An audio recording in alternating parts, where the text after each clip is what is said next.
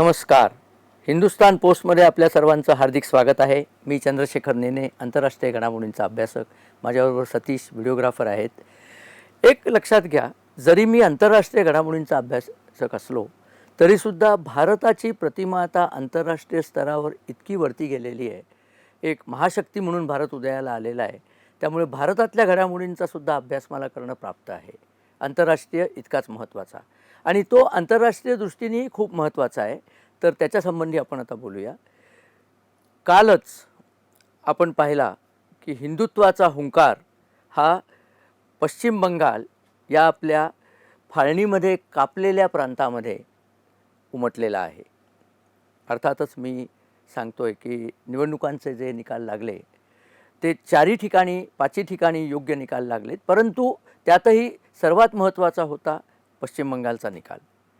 पश्चिम बंगालमध्ये भाजप किंवा त्याच्या आधीचा जनसंघ खूप प्रयत्न करत होते की आपल्याला तिथे काहीतरी बहुमत, तर खूप नंतरची गोष्ट, पण काही सीट्स मिळतील.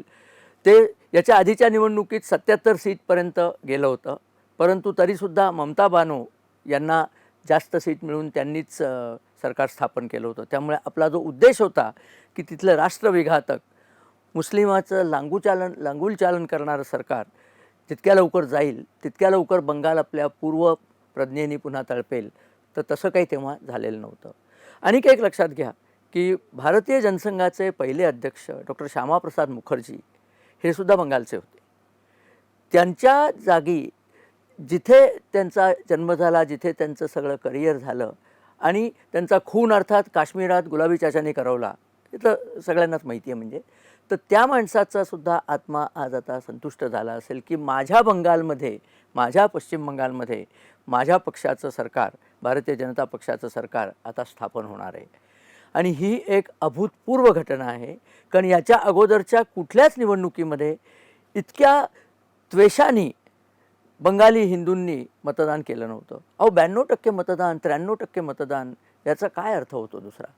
लोकांची इच्छा होती की काही झालं तरी ममता बानोची क्रूर, नीच आणि केवळ मुस्लिमांचा लाड करणारी अशी राजवट जितक्या लवकर, आणि पुन्हा भ्रष्टाचारात तर त्याला काही सीमाच नव्हती. तिच्या मंत्र्यांच्या घरी नोटांचे डोंगर, सोन्याच्या दागिन्यांचे खजिनेच्या खजिने सापडलेले आहेत.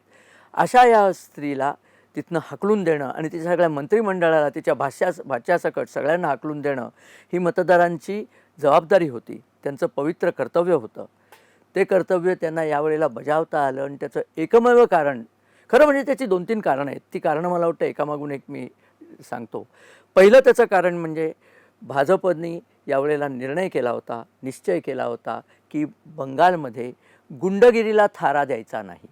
गेल्या वेळेलासुद्धा हेच झालं होतं की ममता बानोच्या गुंडांनी हिंदूंना इतकं संत्रस्त केलं होतं, त्यांना मतच द्यायचं नाही आणि वरती सांगायचं की आम्ही जिंकलो तर तुमच्या मुलीबाळींचं भविष्य काही ठीक नाही. घरी जाऊन मुलीबाळी उचलून न्यायचे आणि म्हणायचे आम्हाला जितके दिवस वापरायचे तितके दिवस वापरू, नंतर तुम्हाला परत पाठवू.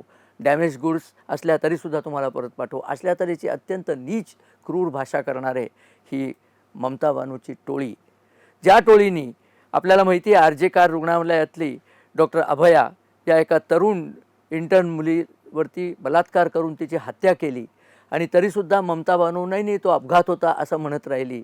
या बाईला तर जितक्या लाथा घालाव्या तितक्या कमी. माझे शब्द आज जरा कटू लागतील आपल्याला, पण या बाईला लाथांनी तुडवली पाहिजे, हीच तिची लायकी आहे. कारण तिने काय सांगितलं, हारल्यानंतर तिने सांगितलं मला माझ्या इथे लोक आली आणि लोकांनी धक्काबुक्की केली आणि मला लाथ मारली. एकच लाथ मारली, तिला 25 लाथा घालून तिला लाथांखालीच तुडवायला पाहिजे, ही तिची लायकी आहे. ती काय, तिचा तो नीच भातचा काय, आणि तिची सगळी जी गुंडसेना आहे, TMCची गुंडसेना, त्यांच्यापैकी एक प्रवक्त्यांनी तर एका TV वरती मुलाखत देताना, ती मुलाखतकार मुलगी होती, तिला सांगितलं की तुझ्या गालांच्यावरती माझा रोलर फिरवीन, अशा प्रकारची भाषा त्यांनी TV वरती केलेली आहे. असले असंस्कृत गुंड नराधम ज्या पक्षात आहेत, तो पक्ष नाही आहे, ती गुंडांची टोळी आहे. आणि त्या टोळीचं दमन जे करण्यात आलं त्याच्याकरता 2.5 लाखची फौज अमित शहांना तिथे आणायला लागली. CRPF आणली, BSFचे लोक आले, सैन्याचे लोक आले. लोकल पोलिसांना कामच करू दिलं नाही, कारण लोकल पोलीस सगळे ममताच्या पक्षपी लागलेले होते, हे आपल्याला माहिती आहे. तर त्यांच्यामुळे तिथले जे लोकल हिंदू होते त्या हिंदूंना एक हुरूप आला. हिंदूंनी धाडस केलं आणि त्यांनी मतदान केलं आणि भरभरून मतदान केलं आणि त्या मतदानाच्या झाल्यानंतर या बाईचा सपशेल पराभव झाला. काहीतरी मला वाटतं 77 तिचे फक्त निवडून आलेले आहेत का 73 निवडून आलेले आहेत आणि 203 आमदार हे भाजपचे निवडून आलेले आहेत. काँग्रेसला 2 आमदार तरी कसे मिळाले हे त्यांनाच आश्चर्य वाटत असेल, अशी त्या काँग्रेसची फरफट झालेली आहे.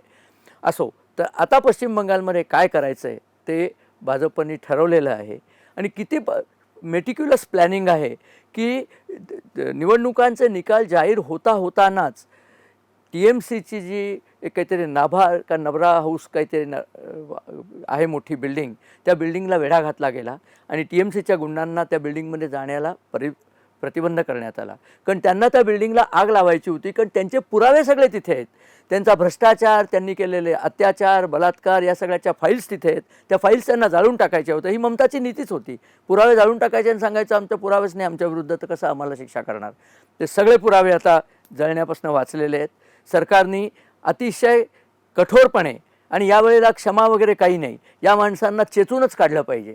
आणि माझी तर अशी इच्छा आहे की सरकारने ज्यांच्यावरती अत्याचार या माणसांनी केले त्या माणसांच्या तोंडी यांना सोडलं पाहिजे. इंदिरा गांधींनी एक बांगलादेशच्या युद्धाच्या वेळेला चूक केली होती. 1971 साली पाकिस्तानचे 93,000 सैनिक आपल्याला शरण आले होते. ते 93,000 शरण आले होते कारण त्यांनी बंगाल्यांवरती जे अत्याचार केले होते त्या बंगाल्यांकडनं त्यांना भीती होती, म्हणून ते आपल्या इथे येऊन बसले होते. इंदिरा गांधींनी त्यांना मोकळं बंगालमध्ये सोडायला पाहिजे होतं. एकसुद्धा जिवंत राहिला नसता. आपण त्यांना उलट फुकट 3 वर्ष खायला घातलं होतं. नीच माणसं ही. या माणसांना क्षमा करण्याच्या लायकीची नाही. डुकरं येतं ही. या डुकरांचं आणि गंमत बघा, यांचा एक डुकरांचा मोठा पांजरपोळ बांगलादेशात आहे.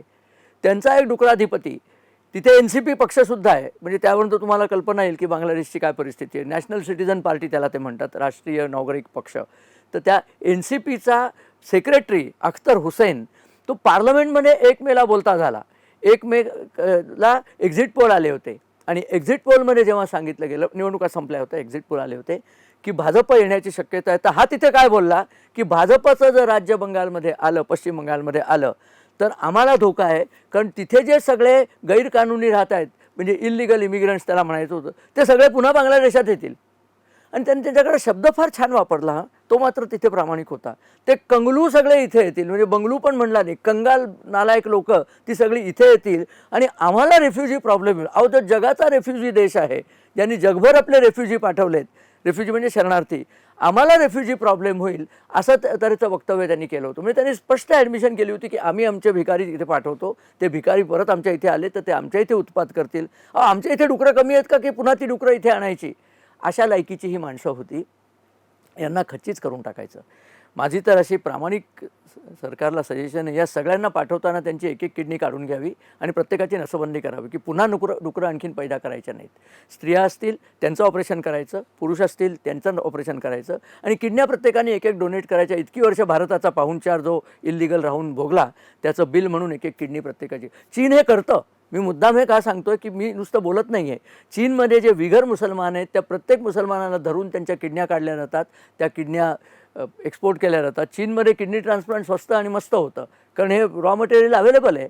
मला वाटतं नरेंद्र मोदींनी 1 वर्षाकरता ते हा कार्यक्रम करावा. एकसुद्धा घुसपेट ही आपल्याकडे येणार नाही याच्यानंतर. त्यांना काही भीतीच नाही आहे कसली. हो, इथे यायचं आणि इथे मजेत राहायचं, रेशन कार्ड मिळतं, पासपोर्टपर्यंत घेतात ते आणि इथल्या जनतेला लुटत राहायचं. मुंबईमध्ये सुद्धा ही लोकं आहेत. आता कुठेही थांबायचं नाही आहे. आता राज्य नुसतं आलेलं नाही आहे. तुमच्यावरती बंगालच्या हिंदू मतदारांनी त्यांचा जो स्वातंत्र्य दिन 4 मेला साजरा झाला आहे त्याच्याबद्दल खूप मोठी जबाबदारी टाकलेली आहे. त्या जबाबदारीचं पालन सरकारने करायला पाहिजे. याच्यानंतर सरकारने जर पालन केलं नाही तर पुढच्या निवडणुकीमध्ये हे सरकारसुद्धा बदलण्याचा हक्क हिंदूंकडे शाबूत राहायला पाहिजे. त्यामुळे इथे त्यांनी आणि काय करावं, माझी अशी प्रामाणिक इच्छा आहे की या सरकारने एक डॅशबोर्ड रिपोर्ट जाहीर करायचा की दर दिवशी किती नालायक डुकरं हाकलली, किती डुकरांना डाग दिले, किती डुकरांच्या किडन्या काढल्या, किती डुकरांना हाकलून दिलं, याची दर दिवशी किंवा दर आठवड्याला यादी जाहीर करा. तर कळेल की तुमचा हा आत्तापर्यंत 2 दिवस करण्याची कारवाई नाही आहे, ही कायमची कारवाई आहे. आपण इथे मी मुंबईत दादरहून हा व्हिडिओ करतो आहे. दादरच्या फुटपाथ जे सध्याच्या भाजपच्या म्युन्सिपाल्टीने मोकळे केले ते अजूनही मोकळे आहेत. एक दिवशी कारवाई करायची आणि दुसऱ्या दिवशी पुन्हा ते हरामखोर नालायक येऊन बसतात. ती घटना झालेली नाही आहे. हे सातत्य जर राहिलं नाही तर ही लोकं पुन्हा पुन्हा येतील. त्यांना हाकलूनच लावलं पाहिजे. आणि हा हिंदुत्वाचा हुंकार आहे हे स्पष्टपणे सांगण्याची वेळ आलेली आहे.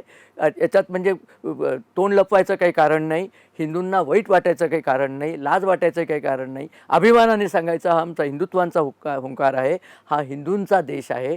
तुम्हाला राहायचं असलं तर मुकाट्याने तुम्हाला म्हणजे कोण, बांगलादेशी लोकांना नाही. बंगालमध्ये जे मुसलमान भारतीय मुसलमान म्हणून राहायला तयार आहेत त्यांनी मुकाट्याने राहायचं. शरिया वगैरे करायची असली तर ढुंगणावर लाथ मारून त्यांना त्यांच्या देशात परत पाठवायचं. तिथे शरिया आहे तिथेच जा, इथे यायचं कारण नाही. तुमच्या मशिदी, तुमचे मदरसे या सगळ्यांना जे आसामचे मुख्यमंत्री, आणि लक्षात घ्या आसामचे मुख्यमंत्री तिसऱ्यांदा पुन्हा निवडून आलेले आहेत आणि 103च्या मताधक्क्याने ते निवडून आलेले आहेत. ते जे मदरशांचं अनुदान बंद केलं वगैरे ते सगळं बंगालमध्ये पुन्हा सुरू करा. पहिले 7-8 दिवस असा धडाका लावा की यांचं तोंडच नाही उघडलं पाहिजे.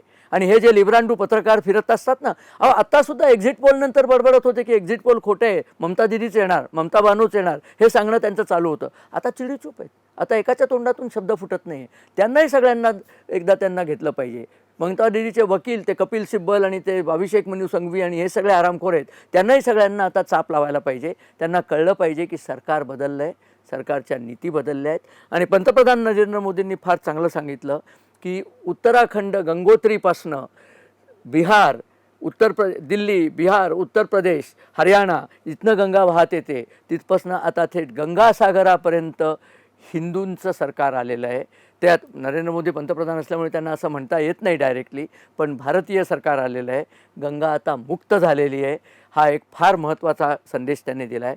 शिवाय त्यांनी एक इतिहासाचा दाखला देऊन सांगितलं, अंग म्हणजे त्रिपुरा, वंग म्हणजे बंगाल आणि कलिंग म्हणजे ओडिसा, या तिन्ही देशांचं एकत्रीकरण झालेलं आहे. तिन्ही देशांमध्ये भारतीय सरकार आलेलं आहे. ही एका नव्या युगाची पहाट आहे. नवयुग, आपण त्या नव्या युगाला सामोरे जाऊया आणि हिंदुस्तान जिंदाबाद, हिंदुस्तान अमर रहे याची घोषणा करूया.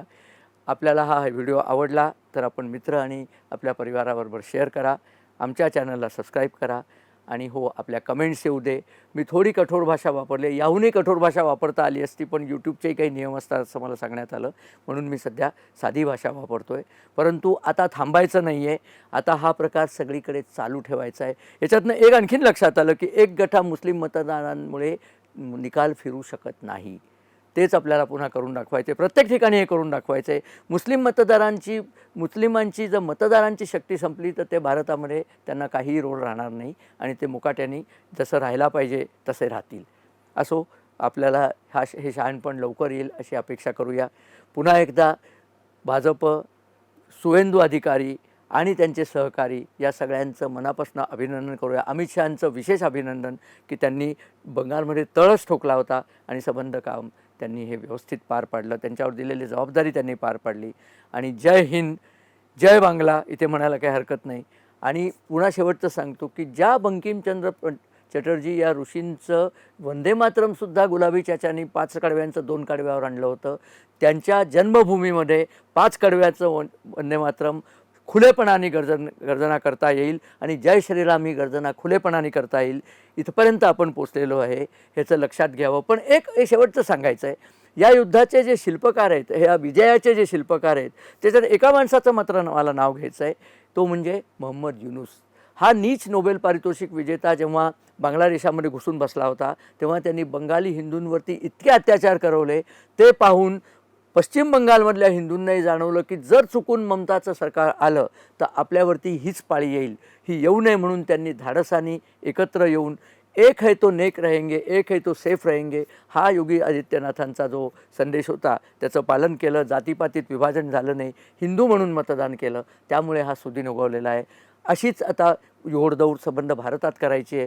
सगळा भारत भगवा करून टाकायचा आहे. त्याकरता भाजप आणि आपल्या सगळ्या भारतीयांना शुभेच्छा. आपल्या सगळ्यांचं अभिनंदन आणि धन्यवाद. इथे मी व्हिडिओ थांबवतो. नमस्कार आणि धन्यवाद.